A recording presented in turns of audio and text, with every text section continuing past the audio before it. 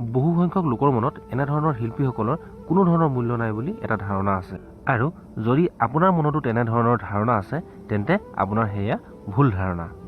নমস্কাৰ বন্ধু বান্ধৱীসকল, এতিয়া নিশা 1 বাজিছে আৰু মই উপস্থিত আছোঁ ডিব্ৰুগড় খনিকৰ ফিল্ডত। ইয়াতে আগন্তুক গণৰাজ্য দিৱস উদযাপনৰ প্ৰস্তুতি পূৰ্ণ গতিত চলি আছে। যিহেতু এইবাৰ ইয়াতে আমাৰ অসমৰ মুখ্যমন্ত্ৰী ডক্টৰ হিমন্ত বিশ্ব শৰ্মাদেৱে ৰাষ্ট্ৰীয় পতাকা উত্তোলন কৰিব, প্ৰগ্ৰেমটো এইবাৰ বহুত বেছি স্পেচিয়েল হ'বলৈ গৈ আছে। আৰু এইসকল শিল্পীয়ে এই পাৰ্লিয়ামেণ্টৰ দৃশ্যটো প্লাইবোৰ্ডৰ ওপৰতে আঁকিবলৈ চেষ্টা কৰিছে। এই পাৰ্লিয়ামেণ্টখন বনাবলৈ যিটো অৰ্ধ অশোক চক্ৰৰ প্ৰয়োজন হয় তাৰ ওপৰত তেওঁলোকে ৰং সানি আছে।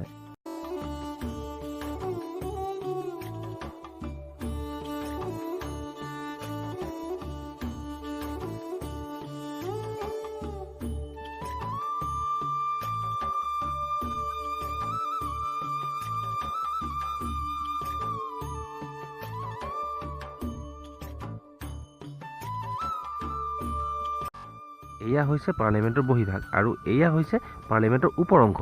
সঁচাকৈ তেওঁলোকে ইমান সুন্দৰকৈ কাঠৰ ওপৰতে ৰং তুলিকাৰে পাৰ্লিয়ামেণ্টখন সজাই তুলিছে।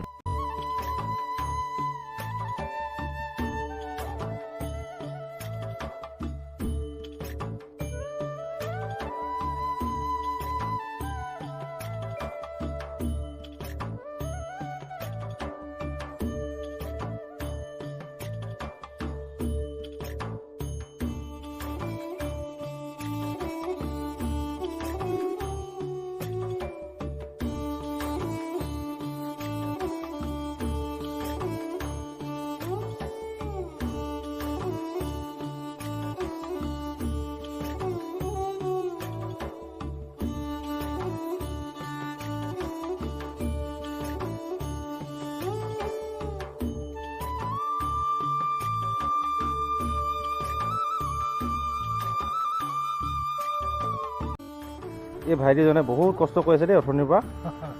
মই তাকে তেওঁ সুধোঁ দেই কথাবিলাক। ভাইটি, তোমাৰ ঘৰ ক'ত? মোৰ ঘৰ মঙলদৈ। মঙলদৈ ন? তুমি এইটো কামটো ক'ত শিকিলা? মই পঢ়া।